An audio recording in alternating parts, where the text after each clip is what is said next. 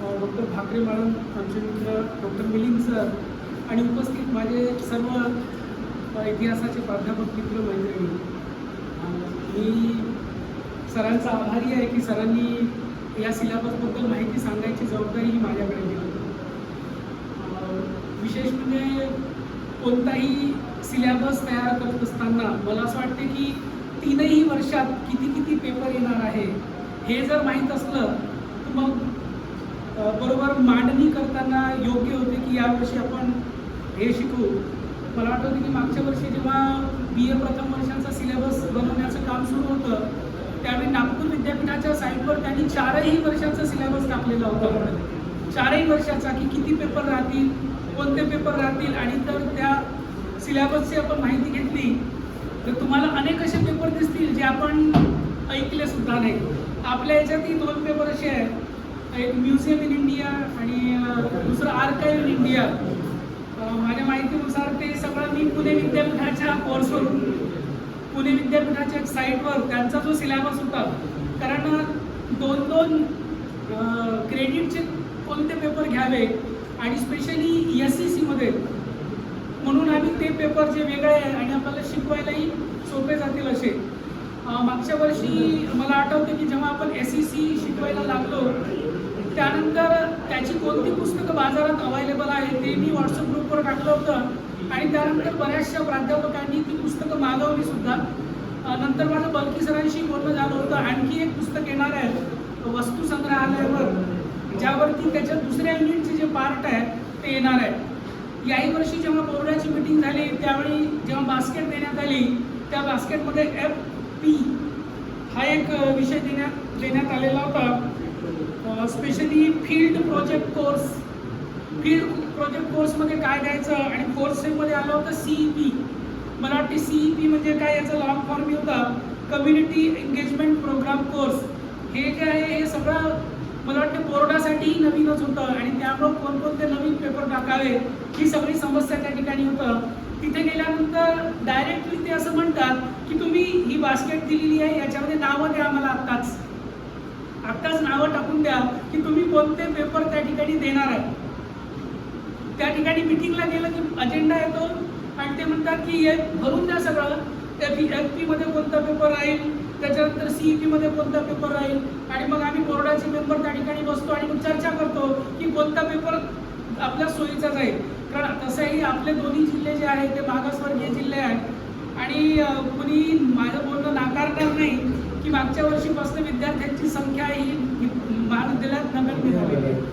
जेव्हापासून NEP सुरू झाला विद्यार्थी महाविद्यालयातून जाणार होत आहे. त्याच्यानंतर अनेक असे पेपर्स आहेत त्याच्यात 2-2 क्रेडिटचे की त्याच्यामध्ये त्यांनी प्रोजेक्ट दिलेले आहे की हे प्रोजेक्ट विद्यार्थ्यांकडून करून घ्या आणि मग ते सबमिट करा, त्याचा रेकॉर्ड ठेवा. मग आपण प्रत्येकाला माहिती आहे आपण काय करतो आपल्या लेवलवरती. PGचं तर यावेळेस वेगळंच झालेलं होतं की मागच्या वर्षी तुम्ही OGT मध्ये काय दिले तुम्ही विषय ते शासनानं मागवलं, मग विद्यापीठाने आपल्याकडून मागवलं, आपण ते सगळं फॉर्मॅटमध्ये भरून दिलं. मला असं वाटतं की कदाचित ते सगळे प्रोजेक्ट विद्यापीठ मागवते की काय, आणि त्यांनी जर मागवले तर वांदे होऊन जाईल. त्याच्यानंतर तुम्हाला माहिती आहे की एक्सटर्नल एक्झामिनर आला आहे. आता एक्सटर्नल एक्झामिनरची नावं मागितलेली आहे. आमचं बरं आहे चंद्रपूरमध्ये, मी आंबेडकर कॉलेजला जातो, सोनटक्के सर माझ्या कॉलेजमध्ये येतं आणि त्यामुळे ॲक्च्युअल काय परिस्थिती आहे माहिती आहे. मी तर पाहिलं की सोनटक्के सरांनी मागच्या वर्षी PGच्या काही विद्यार्थ्यांना अक्षरशः फेल केलं सोनटक्के सरांनी. ते पोरं नंतरच्या सत्रात आले, त्यांनी ते प्रोजेक्ट सादर केलं, नंतर त्यांना मार्क देण्यात आले. आम्ही इतकं धारिष्ट केलं नाही सर, कोणालाच फेल केलं नाही. मागं पुढं त्याच्या सोयीनं जसजसे प्रोजेक्ट मिळेल ते घेतले, कारण शेवटी समोर नावं द्यायची आहे. आणि या अनुषंगाने मग याही वर्षी आम्ही अगोदर नावं दिले मीटिंगमध्ये की आम्ही कोणते पेपर घेणार आहोत आणि मग त्या पेपरच्या अनुषंगाने मग आम्हाला सिलेबस बनवावा लागला. आता सरांनी आपल्याला माहिती दिली की मायनर हा पेपर कोणीही घेऊ शकतो. आतापर्यंत तर एवढंच होतं की हिस्ट्री आणि पॉलिटिकल असेल तर पॉलिटिकल व्हायला ज्यांनी पॉलिटिकल मेजर घेतला तोच घेऊ शकते. आज नवीन माहिती आली, जेव्हा आज आपण इथे एकत्रित झालेलो आहे त्या दिवशी ही नवीन माहिती, अजून माहित नाही 8 दिवसानंतर काय काय बदलेल. त्यामुळे विद्यापीठ नवीन नवीन बदल त्याच्यामध्ये करते आहे. पण आम्ही बोर्डाची जेव्हा मीटिंग झाली त्या मीटिंगमध्ये जे नावं दिले त्या अनुषंगाने मी हा सगळा सिलेबस सरांनी जबाबदारी मी बनवला. त्यामुळं सरांनी अगोदरच बोलले की हा परिपूर्ण असेलच असं नाही, काही चुका असतील. मला असं वाटतं की त्या चुका तुम्ही आमच्या निदर्शनास आणून द्याव्यात, जेणेकरून त्याच्यात पुढच्या वेळेस आम्ही बदल करण्याचा प्रयत्न करू. विशेष महत्त्वाचं म्हणजे हे जो काही सिलेबस आहे तो मी बोर्डासमोर ठेवलेला होता. जो इतिहासाचा बोर्ड आहे त्या बोर्डासमोर ठेवला की तुम्हा लोकांना काय काय याच्या सुधारणा कराव्याशा वाटतात त्या कृपया तुम्ही व्हॉट्सअप ग्रुपवरच सांगाव्यात. त्याच्यामध्ये आधे सरांनी काही सूचना केल्या की हे असं नको असं हवं, त्या अनुषंगाने आम्ही त्याच्यात बदल केले. पुन्हा एकदा व्हॉट्सअप ग्रुपवर ठेवला की पुन्हा जर कुणाला वाटत असेल तर पुन्हा याच्यामध्ये तुम्ही बदल सुचवू शकता. पण त्यानंतर कुणीच कोणताच बदल त्याच्यामध्ये सुचवलेला नव्हता आणि त्यामुळं जे तयार केलेलं मटेरियल होतं तेच विद्यापीठाकडे फॉरवर्ड करण्यात आलं. आत्ताच थोड्या वेळापूर्वी जे जेवण तुमचं जेव्हा सुरू होतं त्यावेळी मेश्राम सरांनी आपल्या व्हॉट्सअप ग्रुपवर तो सिलेबस टाकलेला आहे. काही प्रती आत्ताच बल्की सरांनी तुमच्यापर्यंत पोहोचवल्या, पण यदा कदाचित कुणाजवळ नसेल तर आपल्या व्हॉट्सअप ग्रुपवर तो सिलेबस टाकलेला आहे, तुम्ही ओपन करून तो पाहू शकता. BA सेम 3rd माझ्या माहितीनुसार सेम 2चा अजूनही रिझल्ट लागलेला नाही आणि आता जेव्हा लागेल त्यावेळी आपल्याला ते ॲडमिशन करताना तुमच्याही कॉलेजमध्ये विद्यार्थी वाटून घेण्याची समस्या आहेच. विशेष महत्त्वाचं म्हणजे आमच्या कॉलेजमध्ये जे घडलं तेही सांगतो तुम्हाला की आमच्याकडे जवळपास मागच्या वर्षी 450 ॲडमिशन झाल्या होत्या BA फर्स्ट इयरला. पण शोकांतिका अशी की 100 विद्यार्थ्यांनी हॉल तिकीटच नेले नाही. त्यामुळं सेकंड इयरला ड्रॉपआउटचं जे प्रमाण आहे ते खूप जास्त आहे आणि मग किती ॲडमिशन होतील आणि त्यामध्ये आपल्या वाट्याला किती येतील यावरती खूप मोठे प्रश्नचिन्ह आहे. पण मी जो सिलेबस बनवण्याचा प्रयत्न केला त्यामध्ये पहिला जो मेजरचा पेपर होता, कारण जो विद्यार्थी हिस्ट्री हा पेपर घेईल, हिस्ट्री हा विषय घेईल त्याला 2 पेपर घ्यायचे आहेत मेजरचे. त्यामध्ये पहिला पेपर बनवलेला होता हिस्ट्री ऑफ मराठा 1627 ते 1761. मला असं वाटतं की हा जो सिलेबस आहे हा सर्वांच्याच परिचयाचा आहे. कारण MA ला तर आहे, पण ज्यांच्या कॉलेजला MA नाही त्यांनाही हा सगळा सिलेबस त्या ठिकाणी माहिती आहे. फक्त हे बनवत असताना पेपर जास्त झाले त्यामुळे काही माहिती किंवा काही चॅप्टर त्यात ॲड करावे लागले. त्याच्यामध्ये एक चॅप्टर आहे मिलिटरी ॲडमिनिस्ट्रेशन ऑफ मराठा, जो आपल्या यापूर्वी BA ला नव्हता. मिलिटरी म्हणजे काय, लष्करी प्रशासन व्यवस्था मराठ्यांची. ज्यांच्या कॉलेजला फक्त ग्रॅज्युएशन आहे त्यांना कदाचित हे माहीत नसेल, ज्यांच्या कॉलेजला PG आहे त्यांना हे माहिती आहे की मराठ्यांच्या त्या सिलेबसमध्ये हे सगळं आहे आणि याचे नोट्स सहज आणि याची पुस्तकं ही सहज उपलब्ध होतात. दुसरं चॅप्टर टाकलेलं होतं social and economical condition during Maratha, सामाजिक आणि आर्थिक परिस्थिती मराठाकालीन. हेही UGच्या कॉलेजेसमध्ये नव्हतं, पण PGचं पुस्तक जर तुम्ही घेतलं तर त्याच्यामध्ये हे सगळे चॅप्टर तुम्हाला त्या ठिकाणी अवेलेबल आहे. ड्युरिंग मराठा पिरियड राहील असं शब्द. काही ठिकाणी टायपिंग मिस्टेक आहे. मला असं वाटते जर याबद्दल कुणाचं काही मत नसेलच, कारण मराठाचा इतिहास आपण शिकवतो. कोणाचा? शंभू कोल्हापूरच्या पुस्तकामध्ये PGचे जे नोट्स आहेत बाजारात अवेलेबल असणारे त्याच्यामध्ये हे सर्व चॅप्टर आहे. प्रश्न एकच होता की आपले विद्यार्थीच महाविद्यालयात येत नाही, न येता पास होते. आता मी पाहतोय सेकंड इयरचा रिझल्ट लागला, फायनलचे ॲडमिशन सुरू आहे, पोरं कॉलेजमध्ये आले नाही तरी चांगले मार्क घेऊन पास आहे. आणि मी तर पाहिलं, मी 10-15 ॲडमिशन केल्या 2 दिवसात, त्याच्यामध्ये पाहिलं की मॅक्झिमम पोरं थर्ड सेमलाही पास आहे आणि 4th सेमलाही. ते आपलेच उपकार आहे थोडे, सगळ्यांना जाणीव आहे, जे व्हॅल्युएशन करणारे आहे. कारण आपण ठरवलंच आहे मागं ठेवायचं नाही म्हणून.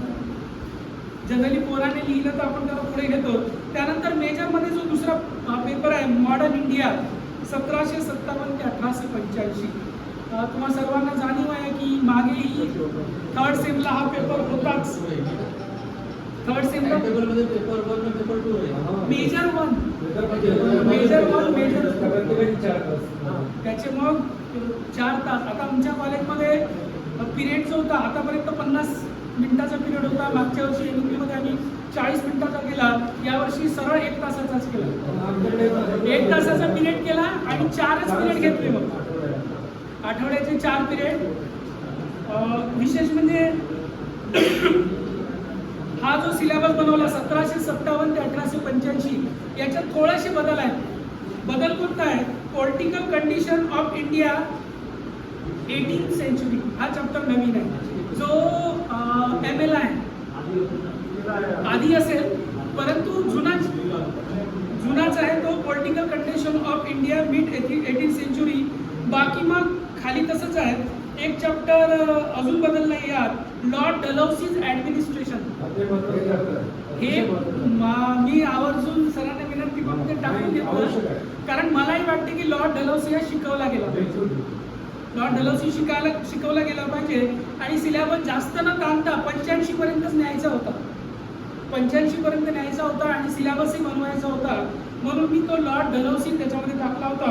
त्यानंतरचं चॅप्टर महत्त्वाचं मला वाटते बाकी सेमच आहे, बाकी चेंजेस नाही, फक्त 2च चॅप्टर त्याच्यामध्ये बदललेले आहेत. त्यानंतर मायनर हा आत्ताच आपण ज्याच्यावर चर्चा केली की इतिहास जो विषय जो विद्यार्थी घेणार नाही त्याच्यासाठी हा मायनर हा पेपर आहे आणि तोही पेपर आपल्याला शिकवायचा आहे.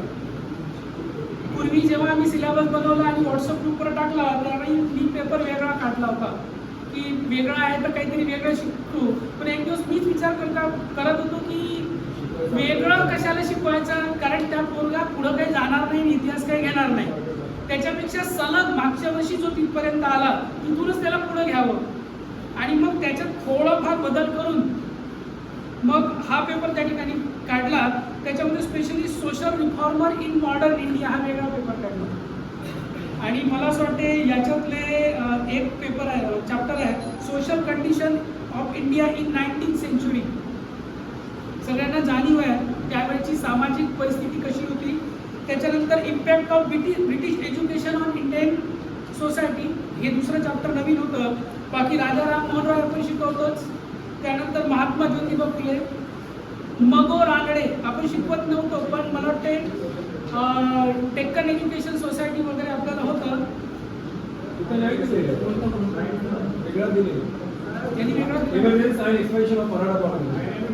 नाही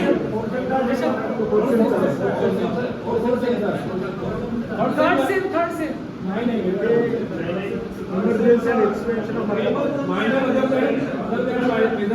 त्याच्यामध्ये दिलेला आहे emergency and expansion of Maratha. मायनरमध्ये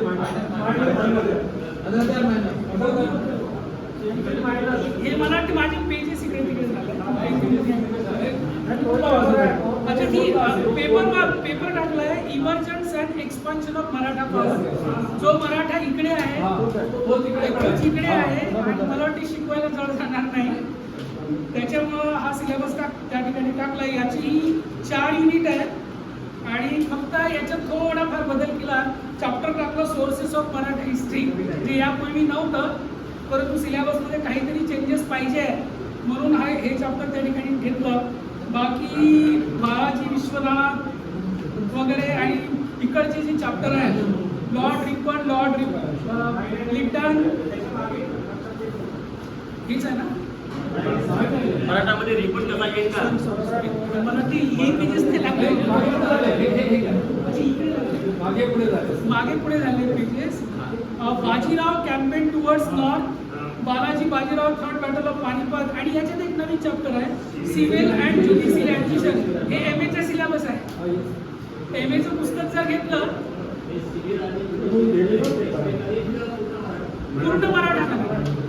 पूर्ण मराठाकालीन आहे, पेशवेकालीन नाही. त्याच्यामुळं आपण याला इयरचं बाइंडिंग नाही दिलं, फक्त मराठा दिलंय. आणि मला असं वाटतं 1-2 ते जे चॅप्टर आहे PGचे ते चॅप्टर जर घेतले तर बाकी सिलेबस तोच जुना आहे जो या बाजूने इकडे टाकण्यात आला.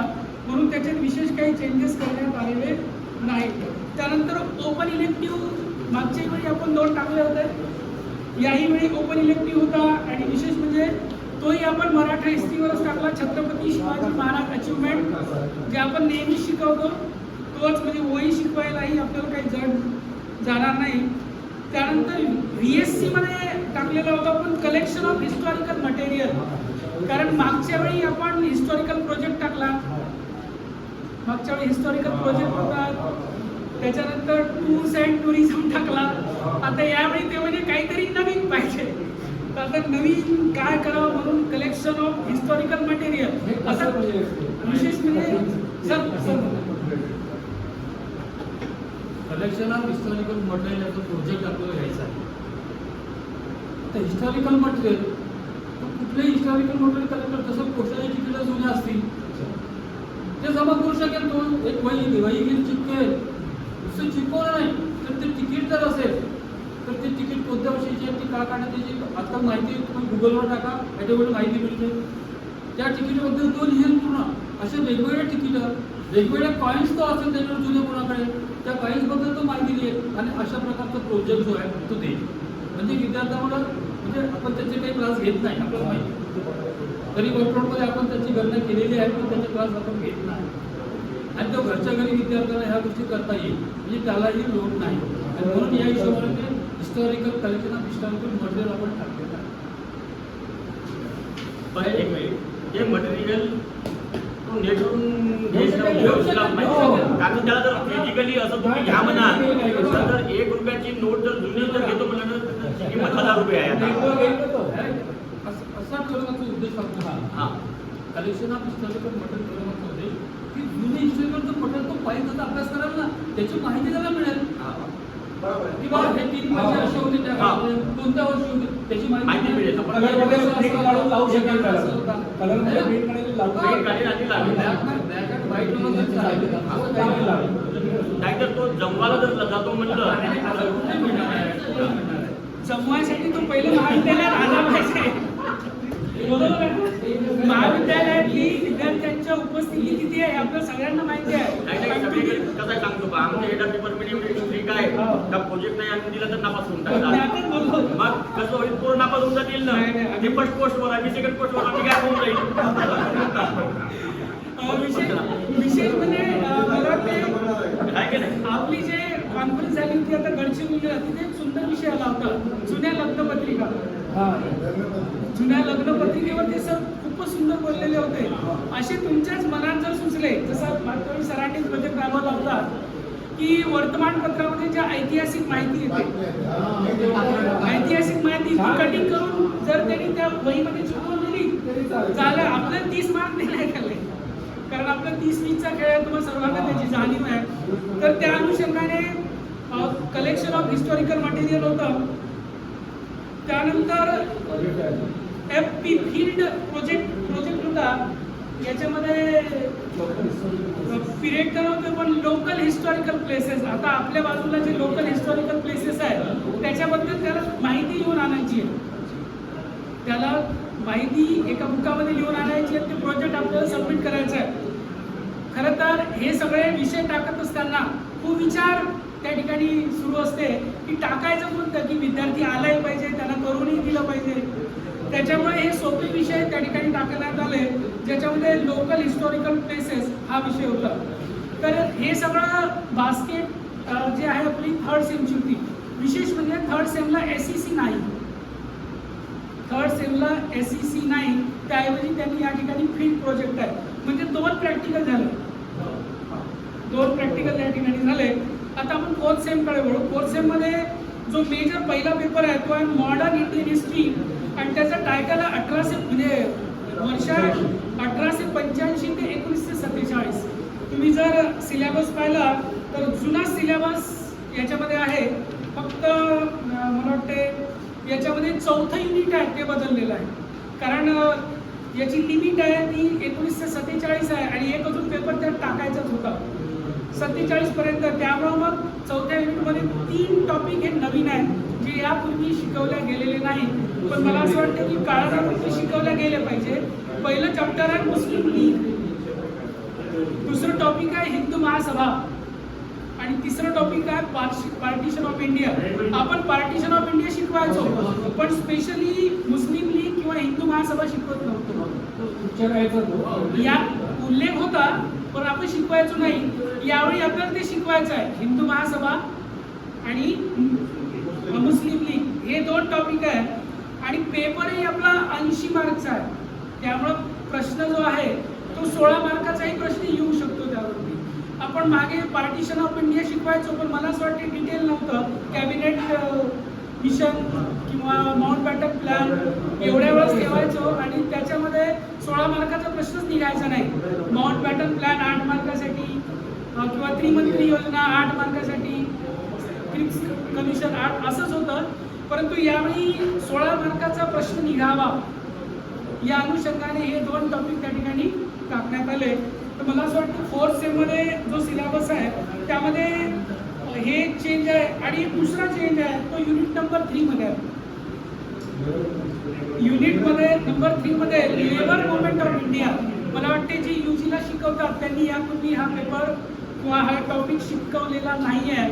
परंतु MAचा जर सिलेबस घेतला तर MAच्या सिलेबसमध्ये economic history of India paper आहे आणि त्या ठिकाणी हा पूर्ण सिलेबस आहे.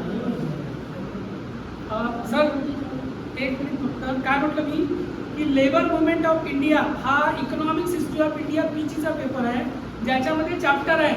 म्हणजे तुम्हाला सिलेबस किंवा मटेरियल मिळवायसाठी काही विशेष मेहनत घ्यावी लागणार नाही. तुम्हाला सहज ते अवेलेबल होईल आणि हे इतका सोपा टॉपिक आहे की यावरती 16 मार्काचा प्रश्न सहज निघतो आणि विद्यार्थ्यांना लिहायलाही त्यावरती सोपं जाईल. म्हणून तो टॉपिक त्या ठिकाणी टाकण्यात आलेला होता. तर हा मेजर 1चा पेपर आहे. त्यानंतर दुसरा जो मेजर 2 आपला पेपर आहे तो 47 पासून आपण 1971 घेतला आहे. विशेष म्हणजे हा कालावधी जास्त नाही आहे, परंतु जो आपला पूर्वीचा सिलेबस होता तो तोडमोड करून त्याच्यामध्ये काही नवीन टॉपिक ॲड करून हा बनवलेला आहे. त्याच्यामध्ये इंटिग्रेशन ऑफ स्टेट पूर्वी होतं, कॉन्स्टिट्यूशन ऑफ इंडियाही होतं, नॉन अलाइनमेंट पॉलिसी होतं, importance of Hindu code bill हा नवीन टॉपिक आहे. Importance of Hindu code bill मला वाटते काळानुरूप तो शिकवला गेला पाहिजे आणि त्यावरती 16 मार्काचा प्रश्न निघतो. म्हणून importance of Hindu code bill, फक्त हिंदू कोड बिल असं टाकलेलं नाही आहे. तुम्ही फक्त त्याचं महत्त्व शिकवू शकता आणि आपण स्पेसिफिक त्याच्या महत्त्वावरती प्रश्न काढू शकतो.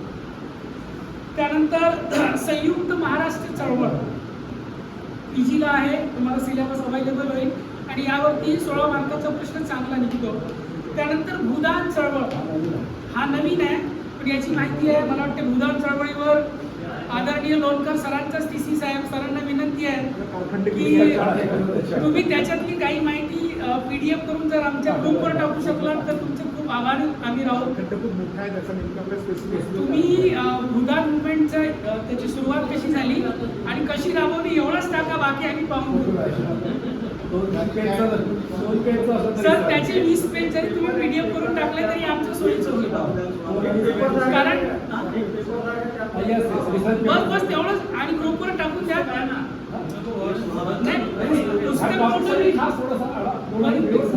थोडंसं त्याच्यातलं मटेरियल तुम्ही कॉपी पेस्ट करून जरी सॉफ्ट कॉपी मध्ये जरी दिला तर आम्ही आमचं काम करून टाकू. तुम्हाला विनंती आहे की तुम्ही तेवढं करून द्यायला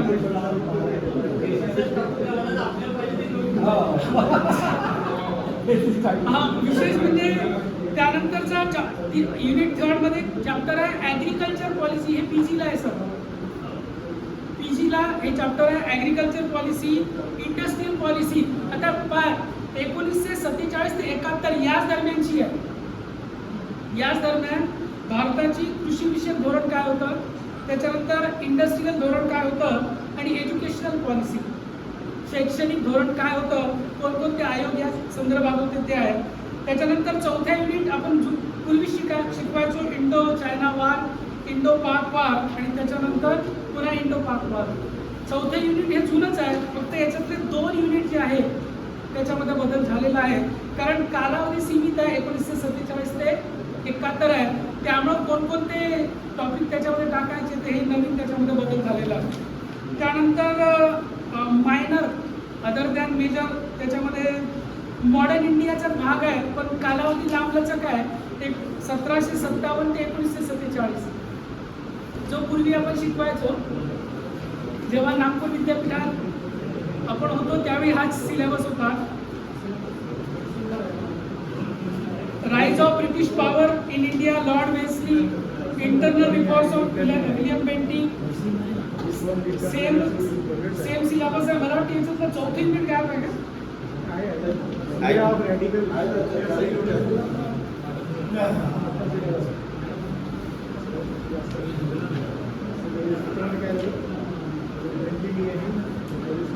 मला 4थं दिसत नाही आहे का?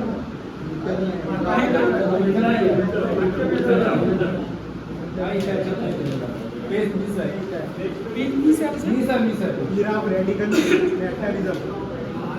नाही आहे इकडच्या बाजूने आहे. तिसऱ्या युनिट मध्ये Lord Ripon, rise of Indian nationalism, establishment, म्हणजे इकडचा सिलेबस इकडे आहे. त्यानंतर फक्त याच्यात काहीच बदल नाही, फक्त सुरुवातीला थोडं बदल आहे, बाकी काहीच नाही. त्याच्यानंतर पुन्हा एकदा ओपन इलेक्टिव्हचा पेपर आहे. मला वाटते आपल्याला जसा सेकंड सेमला 2 ओपन इलेक्टिव्ह आहे, तसं 4th सेमला एकच ओपन इलेक्टिव्ह आहे. आणि त्याच्यामध्ये आपण सिलेबस बदलवलेला आहे. सोशल मुवमेंट इन महाराष्ट्र असं घेतलं आहे. त्याच्यामध्ये पुन्हा एकदा महात्मा ज्योतिराव फुले जे आपण इकडे शिकवणार आहोत, राजश्री छत्रपती शाहू महाराज, त्याच्यात नवीन महर्षी धोंडो केशव कर्वे, त्याच्यानंतर डॉक्टर बाबासाहेब आंबेडकर, कर्मवीर भाऊराव पाटील, त्याच्यानंतर लॉर्ड रिपन, पंजाबराव देशमुख. जेव्हा आम्ही 1 मिनिट व्हॉट्सअप ग्रुपवर हा टाकला तेव्हा आमच्या काही सहकाऱ्यांनी मित्रांनी असं म्हटलं होतं की हे सिलेबस खूप मोठा होईल. पण तुम्हाला माहिती आहे की आपला ओईचा जो पेपर आहे तो 40 मार्काचा आहे, पण पेपर पॅटर्न सेम आहे. 8-8 मार्काचे 2 प्रश्न देतो आपण, त्याच्यानंतर 4 पैकी कोणतेही 2 सोडवा, 4 पैकी कोणतेही 2 सोडवा आणि शेवटी 4 प्रश्न विचारतो. एवढा मोठा पेपर काढायसाठी सिलेबस थोडासा द्यावा लागतो. त्याच्यामुळे त्याच्या सब पॉईंटही दिलेले आहे समोर की या सब पॉईंटवर तुम्हाला प्रश्न त्या ठिकाणी विचारला जाईल आणि जे त्या ठिकाणी टाकलेलं आहे त्यावरतीच प्रश्न येईल, त्यावरतीच त्या ठिकाणी प्रश्न विचारला जाईल. आणि मला असं वाटते 1-2 व्यक्ती जर सोडले, महर्षी धोंडो केशव कर्वे, कर्मवीर भाऊराव पाटील आणि पंजाबराव देशमुख, तर बाकीचे सगळे आपण आतापर्यंत शिकवत आलो आहे. पण माहिती याची सहज उपलब्ध आहे. त्यानंतर 4th सेमला SCC आहे. 4th सेमला SCC आहे आणि SCC मध्ये history of religious yatras and festival in Chandrapur and Gadchiroli district असा आपण नवीन पेपर टाकलाय 2 क्रेडिटसाठी. याच्यामध्ये नेहमीचेच महाकाली देवी उत्सव, हरिबालाजी festival,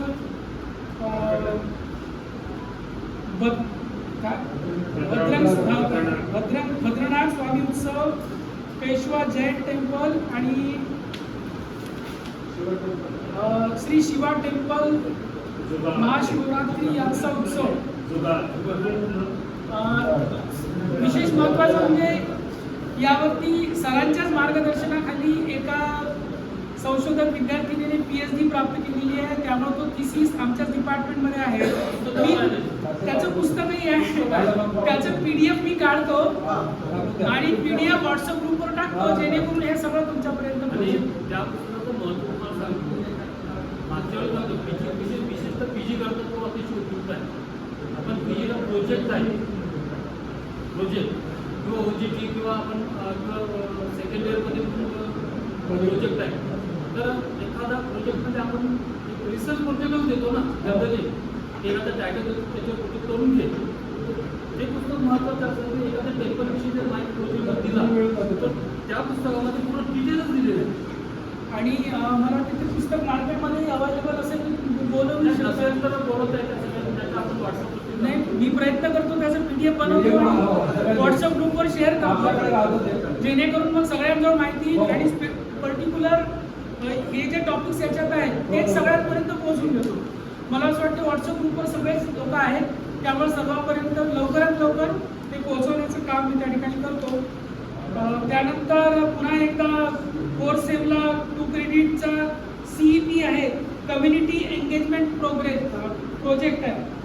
community CEP community engagement program. मी आताच त्या बास्केटवर पाहिलं, तिथं प्रोजेक्ट लिहिलं होतं सर. मी बास्केट पाहूनच हे लिहिलं आणि प्रोजेक्ट लिहिलं होतं. मेजर बेस आहे, मेजर बेस आहे तो. त्यामुळे मेजरला रिलेटेडच ते घेणे. मेजरला सर्वे हिस्टॉरिकल सर्वे आहे ना, बरोबर आहे.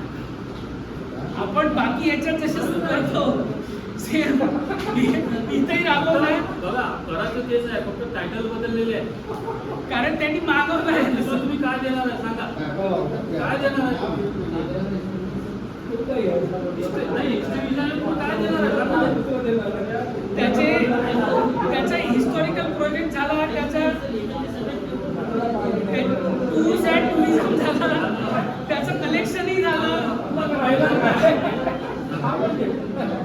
आता कलेक्शन झालं, आता काहीतरी सर्वे राहिला की माझ्या गावात किती मंदिर आहे, त्याच्यात कोणकोणत्या देवाचे मंदिर आहे, नाही का, माझ्या गावात किती किल्ले आहे आणि कोणाकोणाचे आहे, माझ्या गावात कोणकोणते हिस्टॉरिकल प्लेसेस आहेत, तेच त्यांना सर्वे केला, त्याची एक वही बनवली आणि तुम्हाला त्या ठिकाणी सबमिट केलं आणि तुम्ही मार्क दिले. मलाही माहित आहे की आपण सगळ्या हाताने मार्क देतो, तेव्हाच आपला रिझल्ट चांगला आहे. बरोबर आहे सर?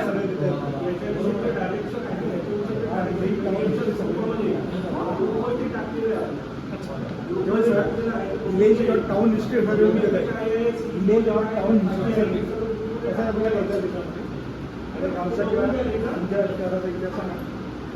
मी मगाशी सुरुवातीला बोललो होतो की 4ही वर्षाचं जर फ्रेमवर्क असलं की नाही तर मग टाकायला बरं पडते. कोणताही विद्यार्थी जेव्हा BA ला ऍडमिशन घेतो त्याला माहित पाहिजे ना की हे विषय राहणार आहे, या वर्षी एवढे राहणार आहे. आता आपला सेकंड इयरचा विद्यार्थी म्हणजे MA विद्यार्थी झाला, कारण त्याचं स्पेशलायझेशन हिस्ट्री आहे. बरोबर आहे. मला माहिती नाही की अजून पुढच्या वर्षी मेजरचेच 3 पेपर येतील काय माहित नाही. बास्केट कधी बदलेल, मेजरचे 3 म्हणजे आपली वाट लागणार आहे. आपण एकाला 3च आहे ना फर्स्ट इयरला, चौथा इलेक्टिव्ह आहे, ते सेम तसंच येणार आहे. म्हणजे 3 पेपर त्याला घ्यावं लागेल. म्हणजे आपलं वर्कलोड अजून किती वाढणार आहे हे काही माहिती नाही. म्हणजे मी वारंवार एकच विनंती करतोय की हे सगळं पहिलेच यायला पाहिजे की असं आहे. म्हणजे मग आपल्या जो खूप काही नाही आहे वर्ष, कारण आपण खूप जास्त नवीन सिलेबस आणलंय, तर मग आणता येते, काही प्रश्न नाही, चोरीचाच विषय आहे. कारण एवढ्या सगळ्या युनिव्हर्सिटीज आहेत, त्यांचे सिलेबस ऑलरेडी आहे, तिथून एक उचलला ना आपण घेतला, पण आपले विद्यार्थी घेतील की नाही, त्यांना पेलणार की नाही, ह्या सगळं खूप महत्त्वाचं असते. म्हणून प्रयत्न हाच आहे की सिलेबस सोपा व्हावा त्यांच्याहीसाठी ना आपल्याहीसाठी, पसनी पडला पाहिजे. म्हणून काही ठिकाणी रिपिटेशन ते होणार आहे, पण ते सोयीचं आहे. पुढच्या वर्षी आणखी जर 3 पेपर आला तर मला वाटते वर्ल्ड हिस्ट्री मधून आपण काय काय करणार आहोत. वर्ल्ड हिस्ट्री मधून ग्लोरियस हिस्ट्री ऑफ इंग्लंड इथून सुरुवात करावी लागली की काय, इजिप्त घ्यावं लागेल, ग्रीस घ्यावं परंतु आपण पुन्हा लागेल. एकदा प्रयत्न करू की आपल्या विद्यार्थ्यांच्या सोयीचं असते झालं पाहिजे. तर मला असं वाटते या चर्चासत्रात आणखी जर कुणाला काही प्रश्न विचारायचे असतील तर त्यांनी विचारावे, जेणेकरून त्याची उत्तर देता येईल. कुणाच्या मनात कोणताही प्रश्न असेल तर विचारावा.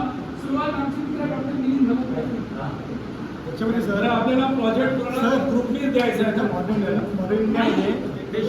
ग्रुपनी द्यायचा आहे, ग्रुपनी द्यायचं सर. काय होणार आहे एक अजून सांगतो. मधल्या काळात आपल्या विद्यापीठाला सरांकडे मागणी केली होती की आपल्या इतिहास विषयाचे जे प्राध्यापक आहेत त्यांचे अपडेटेड ईमेल द्या. का? कारण कोणाला पेपर सेटिंग वेळेवर जात नाही, मग सर पण करतात ते म्हणतात केवळ पेपर मिळालाच नाही. दुसरा त्याच्यामध्ये आणखी एक पेज होतं की म्हणजे एक्सटर्नल म्हणून तुम्ही कोण पाहिजे. आता पूर्वी सरांशी बोलल्यानंतर ते असं व्हायचं की चंद्रपूरचे आहे तर मल्टीम पडून घ्या, पण काही गावात एकच कॉलेज आहे तर त्याला शेजारच्या गावातला घ्यावं लागेल. एक्सटर्नल तुम्ही त्यांच्या कॉलेजमध्ये जाते, त्यासाठी ती माहिती तुमच्याकडून मागवली. संयुक्त महाराष्ट्र चळवळीवर आणि काकडे सरांचा आहे thesis आहे काकडे सरांचा अच्छा अच्छा. काकडे सरांचं स्वागत आहे. त्यांचे- संयुक्त महाराष्ट्र चळवळीवर त्यांनी सुद्धा एक PDF टाकून दिलं देऊन पीडीएफ टाकावं. अभ्यासक्रमाच्या संदर्भामध्ये आपल्याला काही सुझाव असेल तर कृपया आता सांगावे, म्हणजे जेणेकरून आपल्याला त्यामध्ये थोडाफार प्रमाणामध्ये बदल करता येईल. जसं आमचा रेटा होता की डलहौसी घ्यावा, पण डलहौसी घ्यावा तर या रूपामध्ये घ्यावा असा आमचा रेटा होता सर. त्याला रिफॉर्मच्या रूपामध्ये घ्यावा, ॲडमिनिस्ट्रेटिव्ह घेण्यापेक्षा डलहौसी सुधारणा फार मोठ्या राहिलेल्या आहे या देशामध्ये डलहौसीच्या. तर तुम्ही जर त्याला डलहौसीला ॲडमिनिस्ट्रेटिव्हच्या भूमिकेतून घेता रिफॉर्मरच्या भूमिकेतून जर घ्याल तर फार चांगलं होईल.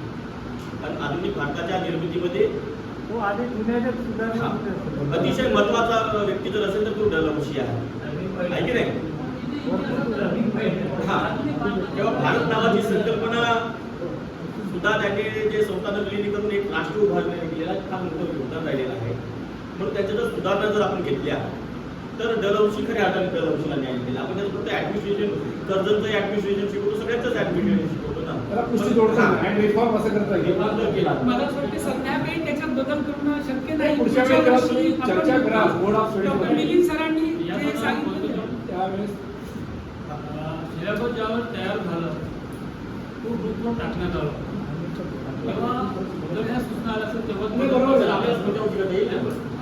आता मगाची जी मीटिंग झाली त्यामध्ये हा एक विषय होता की एखादा आपल्याला दुरुस्ती करायचं हा, असतं. syllabus. पण जेव्हा आपण दुरुस्ती करायला जेव्हा विद्यापीठामध्ये तो ठेवतो तर तेव्हा तो 3-4 प्रोसेस मधून जातो आणि त्याला 6 महिन्याचा कालावधी लागतो.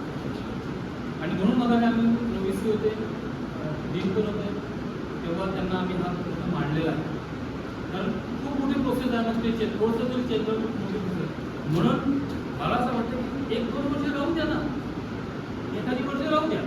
मग जेव्हा बोर्ड ऑफ स्टडीची मीटिंग येते तिथं पहिलाच मुद्दा असते की सिलेबसमध्ये काही बदल करणे गरजेचं आहे का, तेव्हा आपण तिथे लिहून देऊ की आम्हाला हे बदल करणे म्हणजे ते तात्काळ लागतो.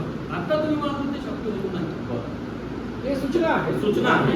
या सूचना जेव्हा होईल तसंच दुसरी एक माझी अशी माझी बैठक होती. आपण यात्रा आणि उत्सव या चंद्रपूर आणि गडचिरोली जिल्ह्याच्या संदर्भामध्ये घेतलेला आहे.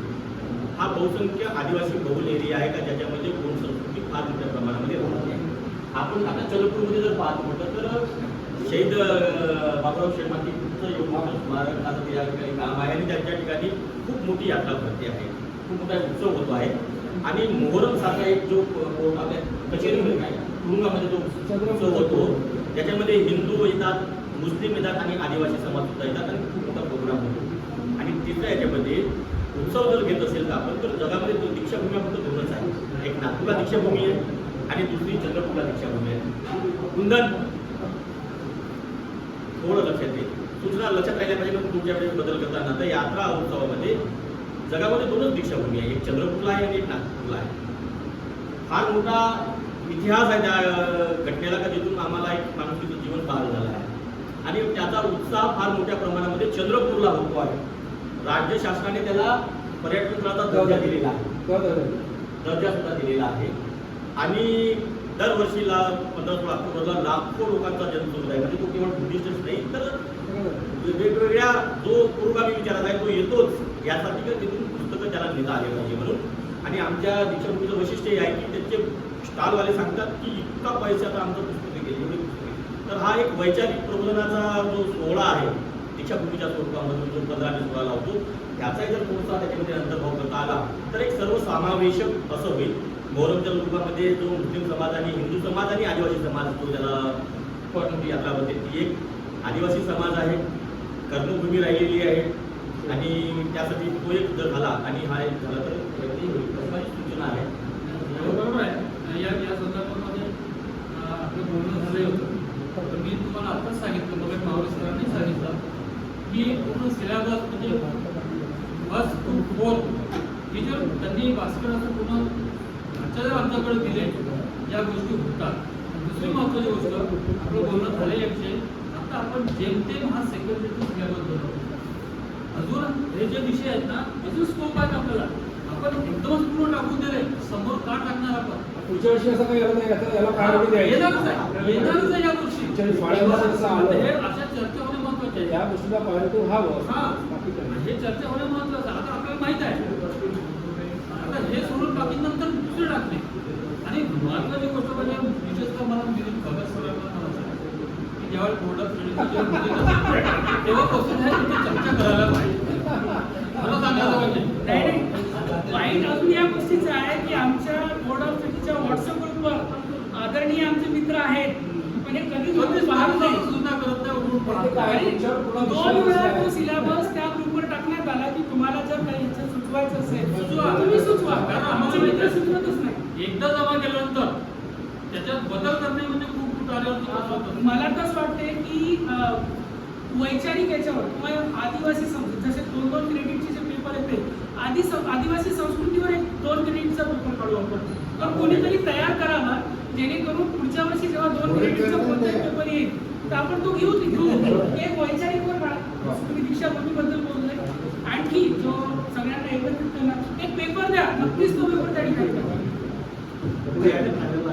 नाही येईल ना तिथेही मोही राहील तिथेही बरं आहे ना. तिथे तिथे आहे ना. SEC येईल. बोला ना सर.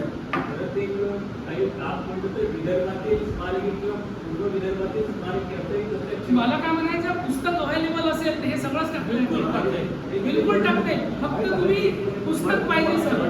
कारण जसं आमचे मित्र दिलीप म्हणाला की जेलमध्ये जे मोहरम यात्रा होते पण त्याची माहिती पाहिजे सर. डॉक्युमेंटरी पाहिजे. इथे उत्सव होतो इथपर्यंत ठीक आहे. ते ओरली नाही. पोरांना त्याचं डॉक्युमेंटरी द्यावं लागते. तसं आम्ही ते आर्काइव्ह्ज मध्ये आहे त्याची संपूर्ण माहिती. नाही पण चंद्रपूरच्या सर, आर्काइव्ह्ज सर, तुम्हाला मी मगाशी सांगितलं की उद्या मीटिंग आहे. आज आम्हाला पत्र हा, द्या. तुम्ही उद्या वेळ आम्हाला द्या. बरोबर. कसं देणार? तुम्ही सांगा. नाही, नाही, शक्य तेव्हा नाही. आपल्याकडे मटेरियल पाहिजे ना. बरोबर. आपण देऊन टाकायचं ना. आपल्याकडे माहिती आहे, कागदच नाही तर आणि काय म्हणून आता करणार? सूचना आहे. आता सूचना आहे. सेकंड इयरचा म्हणजे थर्ड आणि फोर्थ सेमचं झालं आहे. आता पुन्हा 22 तारखेला मीटिंग आहे. 22 तारखेला PO ची मीटिंग आहे. त्यामध्ये निश्चितच 4th आणि 5th आणि 6th चा त्याच्यामध्ये. हे विचारणार आहे. आणि तेव्हा आम्ही ती मीटिंग फक्त जनरली अटेंड करणार आहोत. आम्ही निर्णय देणार नाही आहोत. तर तेव्हा तुम्हाला सूचना आहे बरोबर आहे. की तुम्ही एक असे काय पेपर तयार करून ठेवा. तुमच्या व्हॉट्सअपवर आम्ही टाकली मी काही सूचना तेव्हा तुम्ही टाका आम्हाला आम्ही बिलकुल लावू. म्हणजे मग कसं धावपळ होणार नाही. वेळेवर सुचतच नाही कुठले विषय लिहायचे. मुलाशी ते काय म्हणाले शासनात 5th आणि 4th सेम झाला 5th सिक्स आणि त्याच्यानंतर 4थ्या वर्षी डिग्री हां. त्याच्यामध्ये काही इंटर्नशिपचे प्रोग्राम येणार आहेत ना. नाही ते फोर्थ इयरला येणार आहे. नाही नाही काही आम्ही 3rd इयरला टाकण्याच्या विचारात आहोत म्हणाले. बरोबर आहे. आता जे मीटिंग झाली होती कंपन्यासोबत जसं आता आपल्यासोबत विचार आहे का BA चा विद्यार्थ्यांनी कंपनीवाले कोणती इंटर्नशिप देतील. मग त्यांनी कोर्सेस सुचवले. अल्ट्राटेक असेल त्याच्यानंतर अंबुजा असेल दालमिया असेल तर BA च्या विद्यार्थ्यांसाठी त्यांनी काही कोर्सेस सुचवले. जसं ॲडमिनिस्ट्रेशनचा पार्ट आहे. त्याच्यानंतर मायनिंगसाठी लागणारे जे काही विषय आहेत लोकांवर नियंत्रण ठेवण्यासाठी लागणारे वेगवेगळे त्यांच्याकडे विषय आहेत त्यांच्याकडे असलेले सिलेबस आहे ते येणार आहे. प्रोजेक्ट वर्क घेतो ना हां ते त्याच्यामध्ये येणार आहेत ते. इंटर्नशिप. आता जसे आपण फील्ड प्रोजेक्ट सगळं आता हां. काढून टाकले झालं हां. आता ते येईल. म्हणजे तो मुलगा प्रत्येक त्याच्यामुळे हे भाषा जोपर्यंत येत नाही तोपर्यंत आपल्याला काही करता नाही. तोपर्यंत त्या सूचना टिकून ठेवत आहे. ते सन्मान्य सदस्य आहे तरी तुम्ही कडे टिकून ठेवा आणि त्या गोष्टी आवश्यक आहे. कारण तो एक चांगला वैचारिक वारसा आहे. त्याच्या दोन्ही गोष्टी आम्ही सांगितल्या तो एक वैचारिक वारसा. आता दुसरी पोरं टिकण्यासाठी आता आमच्या प्राचार्यानं जवळजवळ 4-5 दिवस झाले याच्यावर आमचा एक घंटा 2-2 घंट्याची मीटिंग सुरू आहे. ते मायनर आणि मेजरच्या संदर्भात. आता आतापर्यंत आमचे पण असं होतं की आपण जो विषय विचार करतो फक्त मायनर द्यायचं नाही. सरांनी सांगितलं की वेगवेगळे देता येतील विषय. मग आम्ही काय केलं जे फर्स्ट सेम आणि सेकंड सेमची जे पुढं आहे ते सेकंड सेमची जी परीक्षा दिली त्याची सगळ्याची यादी काढली. काही ना फर्स्ट इयरले कोणकोणते मेजर घेतले होते 2 ते आम्ही लिहून काढले. मग हिस्ट्रीवाल्याला काही किंमत आहे पॉलिटिकलवाला त्याच्याकडे किती आहे ते आता पुढे ॲडमिशनसाठी येतील. ते लिस्ट आमच्याकडे तयार आहे. हिस्ट्रीवाला history minor political history sociology असेल सोशलॉजी मायनर हिस्ट्री तेव्हा पुढे आपल्याकडे राहतो. तर हे प्लॅनिंग आपल्याला पहिलेच करून ठेवावं लागतं. तर पोरं समजा हुशार झाले आणि त्यानं जर म्हणलं की आम्हाला हा विषय नाही ते हुशार व्हायच्या पहिले आपल्याला अपडेट होत राहिलं यादी ते बनवून ठेवावं लागते, आपले विषय काढून घ्यावं लागते आणि